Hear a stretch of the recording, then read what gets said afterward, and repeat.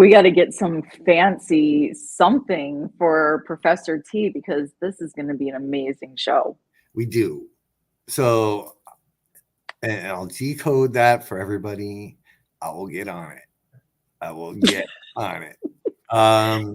Yeah, sometime. Look, this winter hiatus is not turning into much of a hiatus, but it's a hiatus nonetheless. So we will get it going. We'll get it going.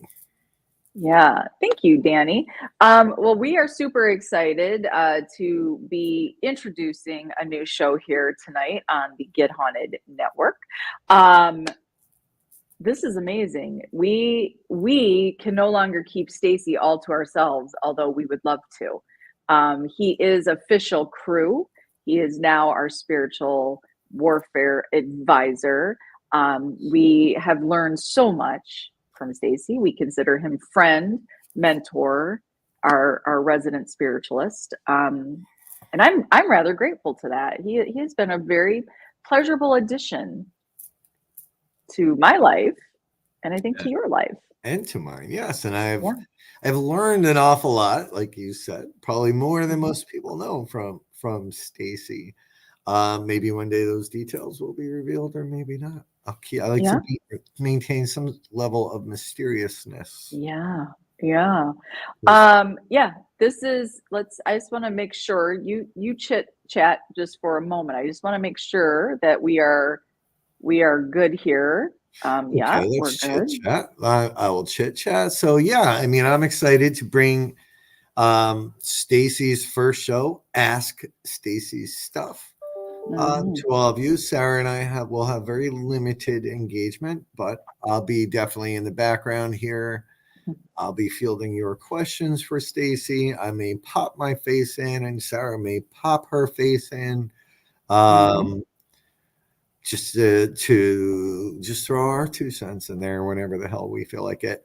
But after that, we have another show tonight at 9 that we have to go do, which is Whispers Within. Whispers Within. Davis. So we have that going on. So like this is getting deep. This show is about getting deep. Obscure questions, obscure knowledge. Stacey has knowledge of some very ancient, I would say, methodologies and the whole nine there. Sarah's taking a little exit, stage right. So guys, look, and there are threads that run from all of this, from Palo Mayombe to what we do on the regular. There are threads.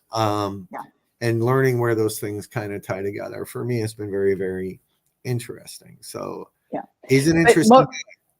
And here's what's really super important, guys, on the side. This show, just like all our other shows, really is all about you. You guys have access now. It's one of our favorite humans and spiritual advisors. If you have questions, this is your time. This is your guy. Ask them. If there's something you've been considering or thought about or have a theory, his brain is the best brain to pick on this stuff. He is a wealth of knowledge. Right? He is. Look, I've been able to, meet him in person down in New Orleans, where he's from. We walked around. He brought me into all the right shops and maybe some of the wrong shops. Just kidding. But we were in the right shops. It was truly a pleasure. While I was there, we were doing this, this kind of thing, this lecture and some practical stuff for a group of paranormal authors. We brought Stacey in for that at the last moment, and they were blown away. They were blown away by Stacey. So, like I said, he's amazing. So, are we going to introduce the side pieces? Well, let's have Stacey come on. Because we want you to be blown away. We want you to be blown away by Stacey. Stacey, this is it. This is your show. This is Ask Stacey Stuff. This is your show. I'm starting to get stage fright now. No, you're perfectly perfect. And we want you to say hello to all of the people. It was funny because, like always, Stacey was on the side. I'm like, hey, dude, you're the host tonight. You can't be on the side. but he was on the side talking. Well, it's interaction that I've just gotten used to. It's a habit now. So We love that. and D-Hoot beat me by over an hour. Wow. And I showed up at, like 70 minutes ahead, and she'd already said first. Oh, yeah, she's like, She's the best. Yep. So We've I got see D-Hoot was first. She is first. She's excited. You're doing the comments, right, Rob? I thought, but you had done one. Then we have Stacey. Stacey's here. Professor D in the house. D-Hoot looking for the winning lottery numbers. I'm going to actually star some of these comments because comments are already there. Who else do we have here? We've got lots. Have Danny accidentally as the awakening, which is good. But then we have her as Danny, and you can hear her laughing. She's like, you just don't know where I'm coming from. You just don't doubling know. Up. I'm going to star this question here from D-Hoot. That's to me. We have Sandy. We have Sandy. I love Sandy. In Pickles. She changes her name every time I see her. We have Kimberly Billups. She was excited about this show, Stacey. Yeah, she threw me a message and she was like super excited to talk to you. She's good people, and she also is an encyclopedia too. They want to come on. Yeah, we'll throw that out there. If anybody wants to join Stacey on screen, probably allow it. We have Lori Salerno. You're not allowed up. I'm just kidding, Lori. We have Jenny Davis, whose show we will be on in just under an hour now. Yep, we'll be there. We promise. We have Trevor Faith from We the Haunted, hailing from Kentucky. I'm going to star D-Hoot's question. Another question, D-Hoot. Full of questions. We have Kaylee. Kaylee, part of the Get Haunted crew. Trevor excited about the ass. He's excited about the ass tonight. We've got GD asking if it's on. Yes, it's on the Get Haunted. Should be YouTube. It's supposed to be. We have the Chris Mack. We have the mac and cheese in the house. We have Lisa, the lovely Lisa. Get Haunted merch assassin. She creates all of her own merch. The last thing I love it. Really freaking cool. Thanks, Jenny. Jenny loves how you look. This is good. That's always good to hear.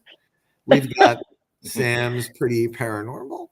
There she is. Her pirate entrance. Hi. And right now, I mean, there's 16. Somebody didn't say hi. It's okay. We'll allow it. D-Hoot, we will circle back to your questions for Stacey. I'll throw them up. This one I can answer real quick. I don't know what the hell a hat pin is. So no. But it's funny you ask about hoodies with zippers because I ordered some today. I ordered them today. So you must be psychic. You must be. So guys on the side, just remember, if you are interested to be right here on the live with the fabulous holy cow, Stacey. I almost just had I think I was having a stroke right there. No. I think, if you've got something that you really want to get into a deep and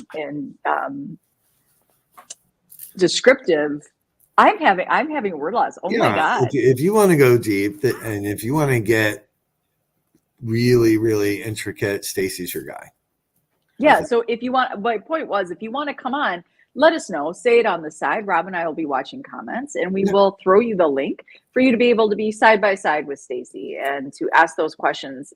Because it can be hard sometimes when you're typing it out to get out exactly what you want. And clearly, when I'm talking, it's hard to get it out as well. But yes, so if you want on, just let us know, and Rob and I will throw you the link. Stacey, you have a fantastic show. We are so excited for you. We are so excited that our friends all get to meet and hang out, just remember you love us best. Yeah. Do. Yeah, you're not And leaving. before you drop off, do you have any questions? You've been a student of mine. You're reading the book in Mediums, and I assume you've read the whole thing by now. The whole thing, yes, twice. I do have a question. And even with the course with communicating with the dead, and we're going to give you guys all the great information to Stacey's Udemy. Rob worked up some beautiful slides. But my question really is, Stacey, when, like anything, and I haven't studied in many years. But when you're getting into it, sometimes you can almost overthink what you're doing. And I feel like I'm either, like when I tried to do some of the exercises, or if I tried to give myself over to the thought and the things, the lessons, and is it like kind of putting the pen down and having to walk away for a few seconds, as in remote viewing? No. Well, not remote viewing. I just mean with any of these lessons, like with the book of medium, and you have me looking more at the physical mediumship. So I don't know if I'm overthinking it, if I'm over doubting myself, but there's a point where it's almost like, oh my God, I have to set this down for a few minutes, because I feel like I'm not getting it, or it's not resonating with me. Well, the thing that is the most difficult to do when you're first starting out, or even just in anything in life, is to relinquish control. If you are a control freak, it is particularly difficult. You don't want to allow something else to, even if it's like a muscle spasm or anything like that, you feel very uncomfortable with not being able to be in control with your instrument. Automatic writing, like what they talk about in the book of mediums, is just that, where you literally let your mind go blank, or think about something that is very calming. The classic, sitting on a beach, listening to the waves, different things like that, while leaving your hand on the pen, or on the paper, to let your hand do what it needs to do without paying attention to it at all. We do this most of the time in our real lives when it comes to driving, texting and driving. People will be texting, thinking about what's going on their phone, while they're automatically writing or steering the car. This has happened to me. So there are times I can't believe I'm not dead, honestly, because I'll be typing, but somehow I stay on the road. There've been times I'm very dangerous. Stop doing that. Yes, I know. It is very dangerous if things come out in front of you, because you can't see it and you can't stop it. But your subconscious mind is doing what it always has done, which is record previous experiences doing one particular thing. Okay, because it has baffled me on a couple of occasions where I'm like, honestly, I really don't understand how I stayed on this road. I always wondered what that was about. I'm like, am I looking out of my peripheral? Because there's really no way for me to type and look at which lane I'm in. Well, where the hell are you? Where is your phone? On the floor of your car? Are you, like, you're literally that's where I put it. It's right. I put it right next to my clutch. Yeah. Okay. Yeah, I know, Sarah. So I don't do it often, but I do it every day. Okay. Applying that same method to automatic writing is how you let spirits actually give you messages that way. And it may not even be, a lot of times automatic writing isn't like the Ouija board where they spell out their names, they spell out all the things they want to do. They just give quick blurbs of whatever message they want you to know, like, let Nan know I'm okay, and that they'll start writing that, or they'll give directions to a particular street corner because they have something there special for you. They're trying to transmit a message to you as quickly as possible because they have a limited amount of time in control of your instrument, your body.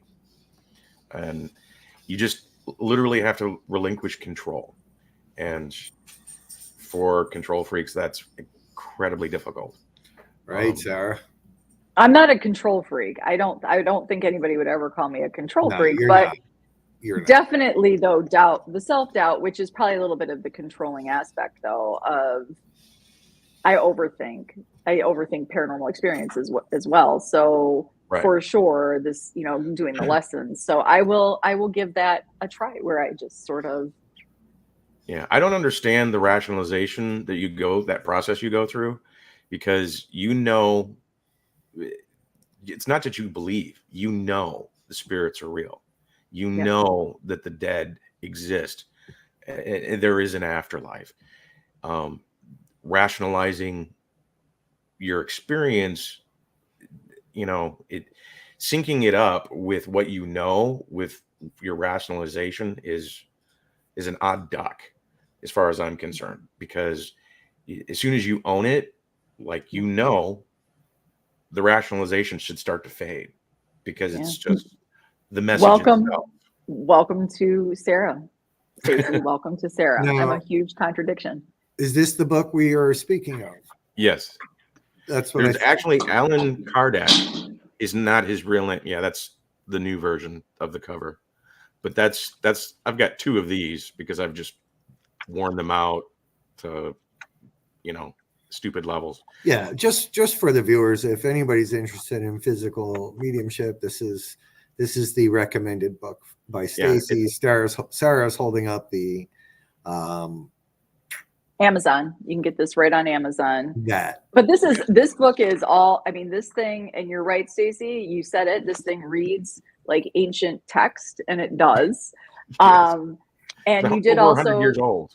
Yeah, and you did suggest that you do not have to read this book in order, and that's kind of one thing that I do like about it. So it is a textbook. This is learning right here. This is not just a story. This isn't a story. This is actual education right here. Yeah, it's a manual. It gives you all the pertinent information on why, and it comes from the dead themselves.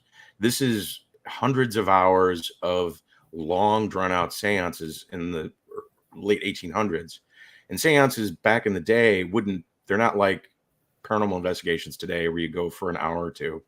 These things would go on for hours and hours because they had no TV. This literally was the only thing they had. In the parlor days where they would do the rapping on the tables, the table tipping, all kinds of other things with the dead was all in vogue at the time. Houdini's the one that actually, brought it to an end with his cynicism. But Alan Kardec, which is not his real name, by the way, he took on that name because the dead told him that was his name when he was living in ancient Egypt. And he reincarnated into this life. And this was his mission to write this book. And he was himself a skeptic, hardcore. He's a real doctor who did not believe in the whole idea of a table talking to people. He thought it was stupid and silly until he had an experience of his own. Netflix has not a documentary. It was a biography type movie of Alan Kardec. It's still on there. It's just called Kardec. And you can watch his whole life, essentially, because it was well documented too, in Victorian era, where he's talking about the dead when the laws against talking to the dead and witchcraft were really enforced. He went to jail for a while he was, doing this work, and he got out and published the book, and it is one of the best-selling books in Europe and Latin America to this day. It's like you got the Bible, you got Nostradamus, and then you got the Book of Mediums. These are the most popular books that in history of printing. So the book on mediums, right? Not of Book on mediums. mediums. Yeah, there's another one called the Book on Spirits that was, very dull and sad. It's Okay. not as good as this one. This one actually, because the dead themselves are explaining things, and Yeah. they're explaining things that in science that hadn't been discovered or invented yet. They talk about radio before Marconi. They talk about wireless communication. They talk about cell phone towers. They talk about splitting the atom in the late 1800s before Einstein. So the dead are trying to communicate the idea of, this isn't the end. This isn't the pinnacle of science that you're living in now in the 1800s. In the future, you're going to be able to talk to the dead directly with recorded machines, EVPs. They knew I was coming. Yeah, Edison tried the same thing with the wax rolls. Yep. And he got some EVPs, but it was awful. But in the book, they talk about it. The dead predicted a lot of the tech that we live in today. So awesome. All right. Well, guess we what? stole 20 minutes from you. All right, we're gonna start putting the questions up. I'm gonna put D-Hood's second question first because she even labeled it as first question, even though it was her second question. And then Stacey, you know what to do, and then I'll just pop shit up there here and there, and we'll plow. And if you need help, just say help, and we're right here waiting. Rob, just wiggle your nose. All They're right. gonna be awesome. They're waiting to ask their questions. So have a great show, everybody. Interact, and here we go. Yeah. Ask Stacey Stuff. Be nice. Don't be an ass. All right, here you go. Here's your first question, and I am out. What is a Mayombe priest? Palo Mayombe simply means stick medicine. It's Congolese shamanism. In Palo Mayombe, in the Congo, it wasn't just a spiritual guide. It was an actual medicine man who would use plants and various tree barks and branches to grind into medicines. And how they prescribed and what was going on with someone who was not feeling well, whether it was physical or spiritual or whatever they were plagued with at the time. The dead gave instructions on what medicines to use. The priests themselves knew the plants, but didn't really understand how those plants interacted with, whatever ailment was going on. They relied heavily on the spirits to tell them. And there's a methodology they used for that as well, through cowrie shells and coconut shells, even cola shells. So, who else? Screeching owls heard within days. I heard it on. My daughter heard one. And do they represent death? That really depends. And no, I would say just relax. It's it's not like the Death Watch beetle from Practical Magic. In some Native American cultures, Native American tribes, the owl did represent death, but that was more of a dealing with scary sounds in a really dark night. It was to keep children from wandering out in the middle of nowhere. Stay close to home.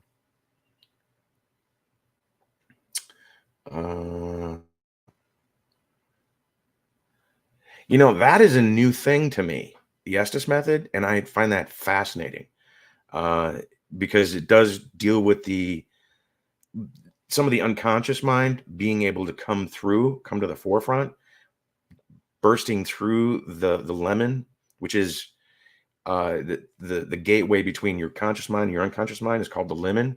It's where we get the word subliminal. The Estes method seems to be able to burst through that, and the information that is coming from the unconscious mind to where you can, hear it outright. the ancient equivalent to that would be staring into a crystal ball. People think that, you look into a crystal ball to see the future. Gypsies. What that was and how it was set up was the crystal ball would be directly in front with two candles behind the crystal ball.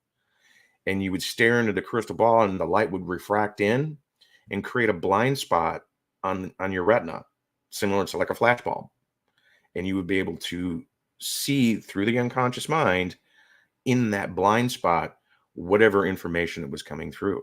Very similar to how the Estes method is actually doing it with the ears and, blinky lights and stuff. I find that absolutely fascinating. It's all about tricking the unconscious mind to be at the forefront instead of the conscious mind, the ego, the id, because that one is the dominant one that keeps us along today. It has to be there, or else we'd start wandering into traffic. Your unconscious mind deals with the physical world that is coming at you at all the times. The unconscious mind is the giant database that is just sucking in all the information from everywhere, from your senses and from the universe itself.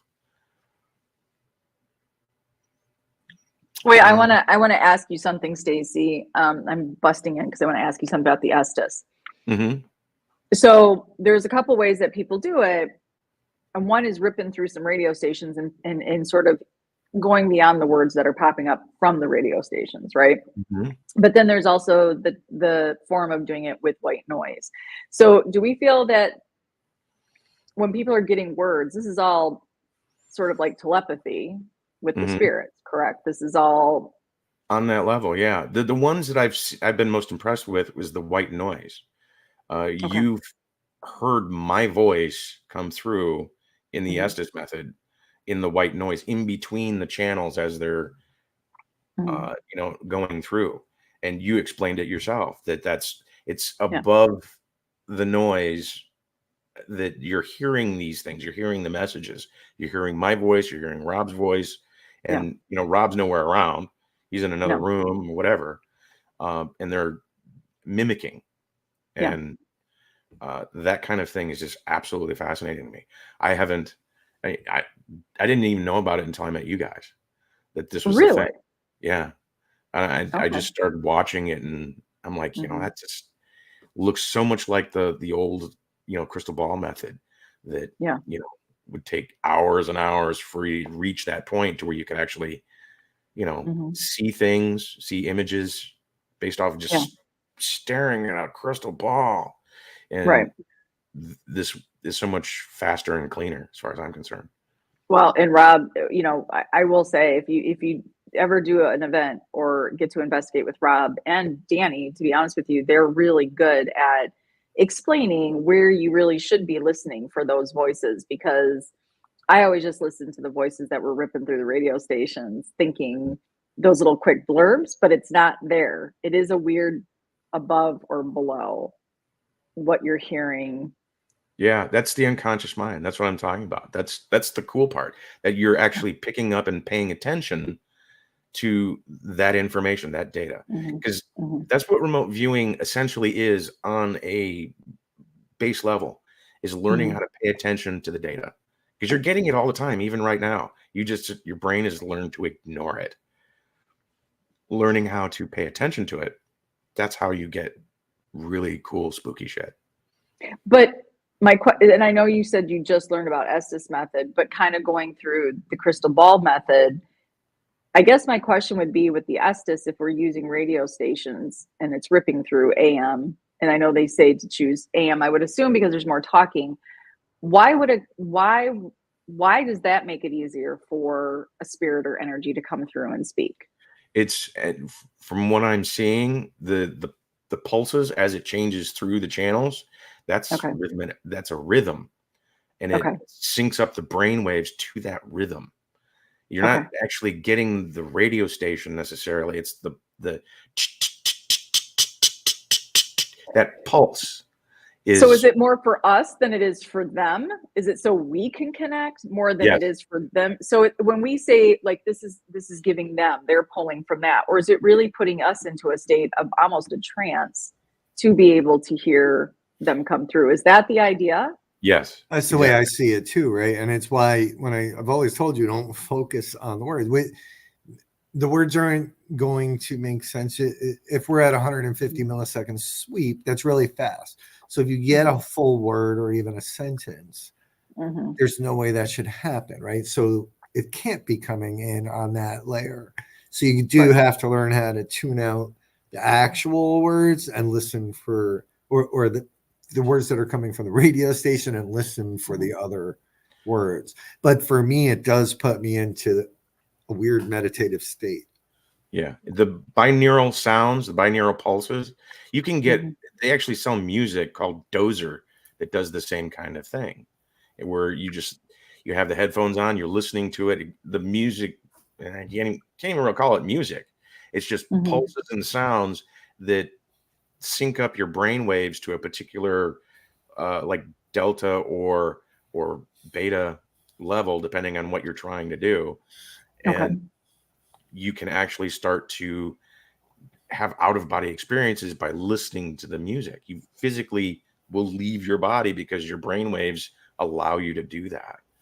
So the whole spirit box thing really in the end is not the important. It doesn't have to be an SB7. It doesn't have to be a shack hack. I could download Dozer music or sounds on Spotify and play that during an Estes method and be just as successful. Yes. All right. I know what our next experiment's going to be. Okay. Awesome. I just had to ask because I love that Jenny asked this question about Estes, because I think that, and of course, there will always be people who have a difference of opinion on this, but I think that how it's been explained and how I've just automatically always assumed is that this is how they are able to come in, but it's really about controlling ourselves to be able to become more aware of them. They're not pulling from us. I think we're pulling from them. Yeah, well, we are, if you want to talk about it in computer language, we have to download information, like a whole file, in order to get the information. They're on the streaming service. They don't have to download anything. They're piped in all the time to absolutely everything. We have to actually sync up to them, not the other way around. Yeah. All right. I love that. Thank you, Stacey. Now it's all cleared up for me. Thank you. I just wanted to ask that. Yeah, in the early days of remote viewing, they did the same thing. They didn't know that you could go right into it the way that I teach it in the courses now. They had all the remote viewers in the military listen to music in pulses that were very similar to the Dozer files, the Dozer music stuff. And I tried listening to it too, and it's incredibly annoying. Is it DOZER? Yeah. Okay. Or iDozer is typically what it goes under, like, iPhone. But, those will go on they have 8-hour versions of that stuff where it's one music track that is 8 hours long. So. Oh, all right. Well, next question. Watch the documentary. Yeah, we talked about this a little bit earlier. During Operation Desert Storm, the military was still using the the remote viewer program was still running, and they ran military intelligence operations with the remote viewers to find out who had what and where was the most dangerous and most advantageous tactics to use. The whole team got many medals for the work they did during Desert Storm.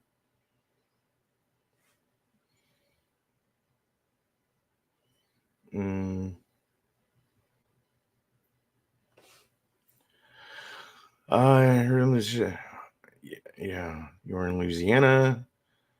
What is your take on voodoo, and is it used for positive as well as negative? Voodoo is a religion.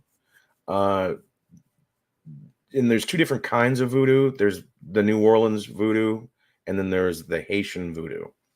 The New Orleans voodoo is, I would say, more watered down. It is because it was, taboo for any of the Africans, the African slaves, to be practicing their own religion. So they would hide things in Catholic saints. And they weren't as aggressive with their, talking about it. They were talking about it amongst themselves, the slaves in the early days. But in Haiti, they had a slave revolt early on, and it was game over. Haiti, they literally are purists when it comes to, that religion there. And it is brought over from Africa. When the slave trade came over, they didn't all come from one area. Unlike history tells us they all came out of West Africa. Untrue. They came from all over Africa. They came from the Congo. They came from Yoruba. They came from the entire, region that was essentially the closest to the west coast of Africa as you could get, all the way down to South Africa. And all these tribes had their own belief systems and their own deities and their own, traditions, and they all got put on the same boats, and they all came over together, and they mixed and matched. What was, my tradition, what was your tradition, what syncs up with each other, and they came up with essentially a new religion called voodoo. Palo Mayombe is one of the religions out of the Congo that remained purist unto itself. And they were the ones from the Congo that went into Cuba and into the Florida Keys, the Caribbean. So you have a lot of the Palo Mayombe in from that area. They're purists on that level. South America, they actually combined not only the African traditions, but with the Mayans that were indigenous to the area, and they crossbred into that, where you're getting a lot of the Santa Muerte beliefs, the goddess of the bones, essentially, the goddess of death, because it's ancestor worship. Voodoo dolls, yeah, that's sympathetic magic. That's any folk magic you have anywhere in the world, they have variations on the voodoo doll. And for the most part, they weren't always used to punish someone. They were used as a way of healing. They would put the doll in positions of, good health. If somebody had, broken bones, they would get a doll that had sticks in it. The bones or the sticks would be broken, and they would heal them with bandages and things of that sort to give sympathetic magic to the healing process. Love you too, Danny. The coconut. To viewers, how the coconut shells work for communicating with spirits.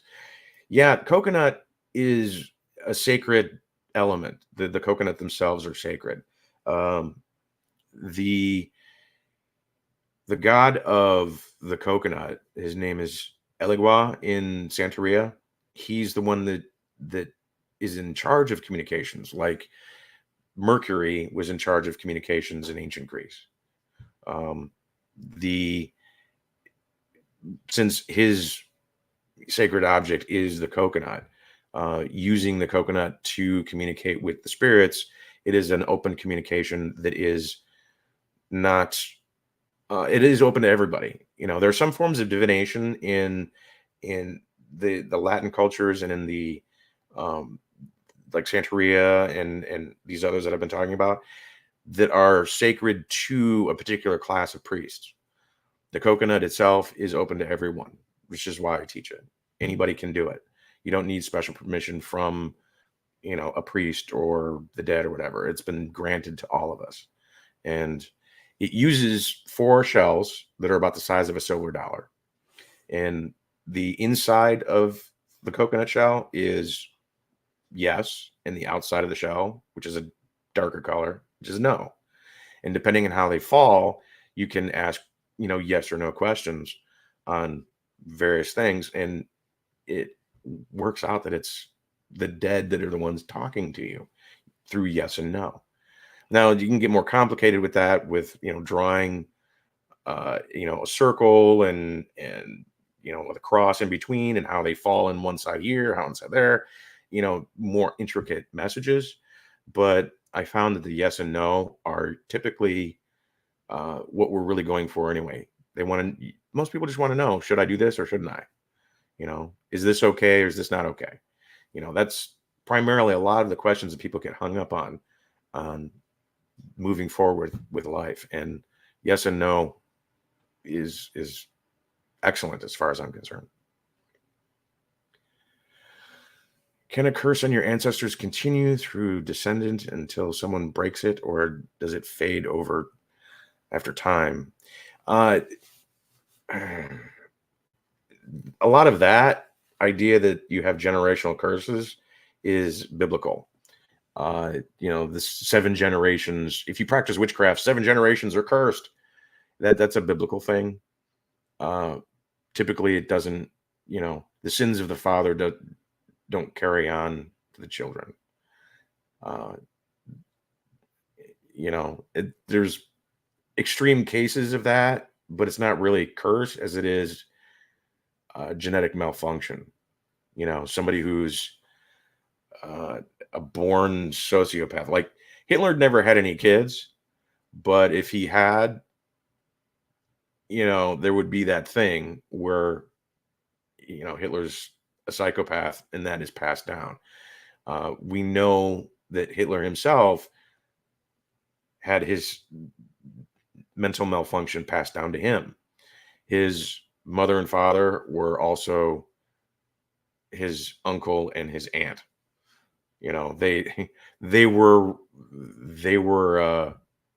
incestuous. So there's that. But as far as the spirituality side, no, it isn't there.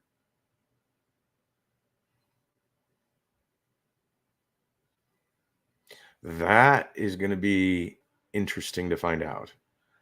And if they did, I don't know if we'd actually ever know. Because AI is getting creepy smart and it can lie to us. Computers couldn't used to lie. They were either right or wrong. They didn't deliberately give you a wrong answer. Now they can, based off of, political correctness or whatever philosophy that the programmer actually gives it. If you don't, believe that, go to one of these AI programs and ask, what is a woman? It will give you a really elaborate answer that has nothing to do with the truth.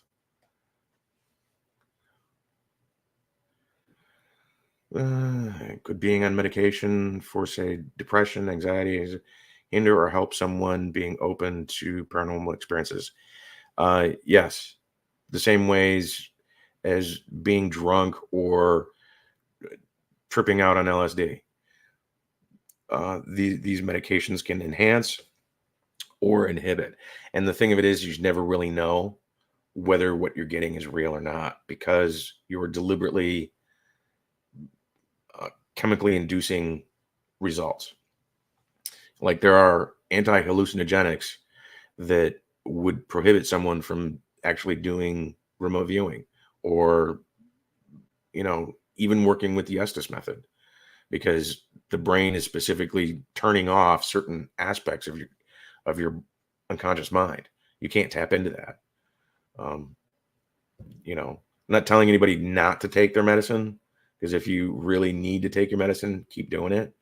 But, your results will be varied either way. That leads me to this question, Stacey. There's a big thing right now. Microdosing is becoming a very popular tool, and a lot of people are thinking that when you microdose, to be able to speak and communicate with those beyond, and meet your gods and goddesses and your spirit guides.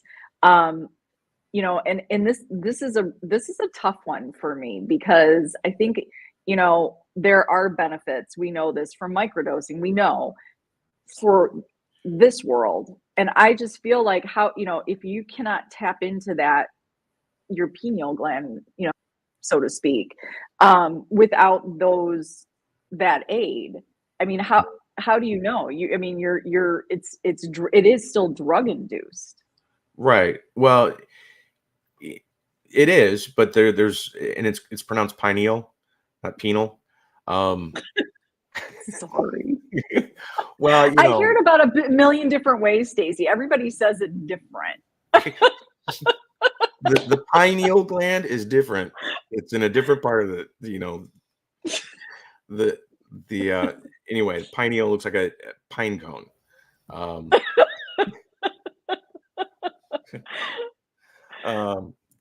But Rob just distracted me. The idea, the pineal gland is essentially it's an eyeball in the middle of your brain. It has the same fluids. It has the same neural connections as your eyeball. So being able to see stuff in your own, brain is, whether it's drug induced or not, it's just what you are seeing has to be analyzed for what it is and not taken for face value. If you're taking ayahuasca and you're doing that for days, which typically is what people do, they go there. It's a 3-day thing where they're just tripping balls for 3 days, puking their brains out, and then they're tripping. And they come in contact with these beings, and they all communicate the same stuff. I mean, you and I could go down there and be talking to the same creatures while we're tripping, and we can compare notes. That is a real thing. That is real data. Same way with peyote. They do the sweat lodges. They puke their brains out, and then they trip balls for hours, 12 hours at a time, while they're dehydrating themselves in a sweat lodge. These spiritual experiences are meant to induce a artificial death, because that is when you essentially cross over and become part of the other side. You're in the in crowd at that point after you've experienced this death. A lot of initiations and priesthoods, they simulate that. The baptisms, it's a simulated death. They drown you for a second, and then you come back up as born again. That process is what a lot of these cultures are trying to achieve, is that simulated death. Okay. All right. And Dee Dee's got sort of a tag on there. I'm going to let you answer that. I'll leave you. So my question was, if someone put a curse on a person and their family, does it continue through all the generations and someone has to break the curse, or will it fade after a few generations? It won't go beyond the first generation. If there's a curse that goes on, it won't go on beyond that generation, because no one is guilty of the sins of the father. It just doesn't happen. Everybody's accountable and responsible for their own stuff. And that goes into curses as well. A curse can't make you a slave to something that someone else did and be punished for it, because that's what we're talking about. We're talking about justice. Curses are a form of justice.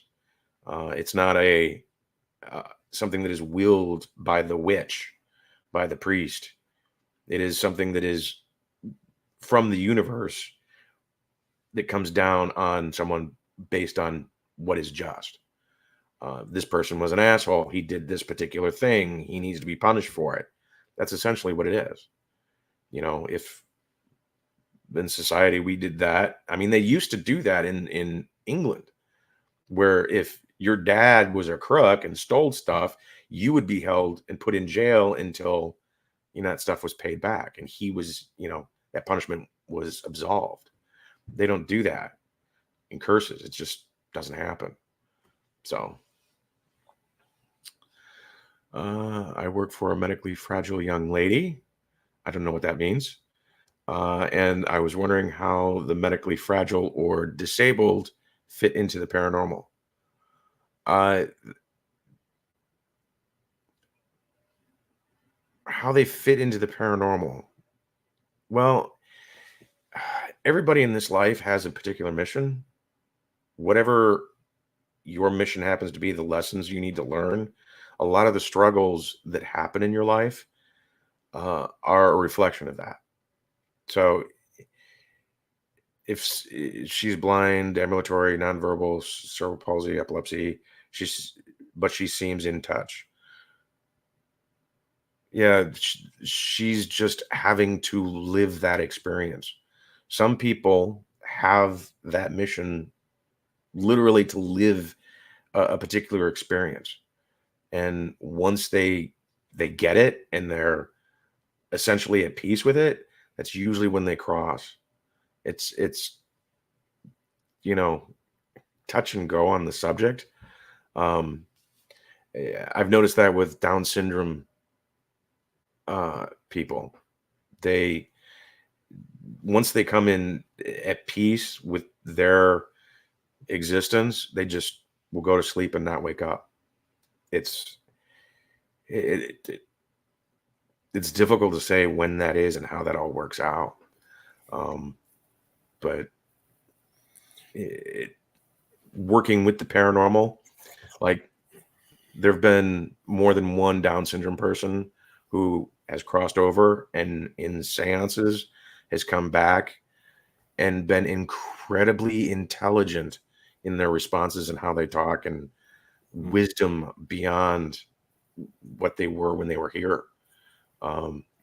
They are very comfortable with the idea that that life was something that they needed to learn, and now they're on to the next. They're on to the next thing. So it's, That's cool. It's nothing that I can conclusively say this is how it works with everyone, but from what I've seen in my experiences, it's not tragedy necessarily, but it is. Everybody's got something, their own cross to bear. I guess that's the best colloquial. All right. So with just 2 minutes or so left, we have one last starred question for you, Stacey. Okay. That is this one. I have seen some psychics just scribble when doing a reading. Please explain if you know how and why. A lot of this is remote viewing. They're using the remote viewing methods in order to, the data comes in so quick and so hard. They scribble stuff, which could be essentially shorthand. And then they'll take their pen and touch each scribble, and it's like a fresh download of whatever that information is. You can do this with other stuff too. It's not just psychics. Yeah, it happens here, in this course here that I've taken many times now. You'll learn all about that. And we did have one more question. Oh, and that price there, you saw that? Is that? Yeah, I saw the price. Is that today's? Yeah. That don't pay that. Don't pay that. I put out a coupon like once a month, and it only lasts for 5 days. This one is going on until midnight today, but it is. Let me double check so I don't screw it up. It's $10 with the coupon. You don't have to pay $75. You pay $10, and you use the coupon BOOM23, all one word. BOOM 23. All right. Well, then that's what I'll look. They're booting me out of here. I mean, I do have another show. So if you want to stay, Stacey, you can stay. No. Wait, I'm going to watch that show now. Oh, okay. All right. So let's just, if you can, you've got 12 seconds to try to answer this one. And D Hoot, I'm going to get you. So investigating them and mostly virtually for me in certain Happens to me too, Sam. I get that a lot where I feel like I can't swallow during certain investigations. Yeah, the throat gets tight. Yeah, that's part of the physical stuff of this is a long drawn out one. It's part of the physical connection to any particular kind of paranormal event. You can, and it varies between the tingles the back of your neck, down your shoulders, tightness of the throat. You can even start, the palms of your hands will itch. You know, these things are you making a connection to whatever it is that you're doing, whether you're physically there or viewing it like streaming service. There is no difference. Time and space doesn't matter. You know, you can put yourself and your energies in that, just and you have the same result. You know, the dead literally have no time and space limitations. I still don't understand it, but it happens. So it's basically a physical reaction to the paranormal. Right. And it can be. It's possible for me. It's psychosomatic. I don't know. But it does happen to me, especially at certain locations. Kind of strange. You know, I get it just when you start showing pictures of a location, you know, I'm instantly going through it like a walkthrough, and not seeing it for what it is, but seeing it almost like a map, like those maps you have in the mall where where you are here. You are here, you know. Yeah. So who we plan to have Ask Stacey Stuff every other week, I believe is what we talked about, Stacey. Yeah, opposite of your opposite of Seek with Your Soul. So he'll be coming back. So I think this is awesome coming out of the gate here, right? So you can pepper Stacey with you have 2 weeks to now sit and think of more questions. I have a bunch that I didn't get involved tonight. I do have a bunch that I'm going to throw at Stacey on the next show. But with that, I do have to have like 3 minutes to get over there now to this other show. But Stacey, thank you. To the side, thank you guys. You're all amazing. Thanks for being part of Ask Stacey Stuff. It's sort of this.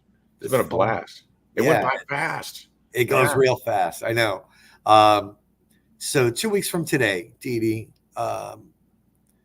he'll be back 2 weeks from today, which whatever date that is, somewhere in December, 14th, maybe 15th. But that's that. So, all right, my friends, thank you. I'm glad y'all showed up. Thank you, Stacey, for sharing your knowledge with us. Oh, and thank you. I mean, you guys put this all together. I just clicked the link and started talking. Totally worth it, my friend. All right, kids. I got to go jump on a show with Sarah over on Whispers Within with Candy and Jenny. So we'll be over there. If you got time, come hang out with us. Stacey, thank you again. Good job. And we will see you all on the next show. Thank you. All right, guys. See you.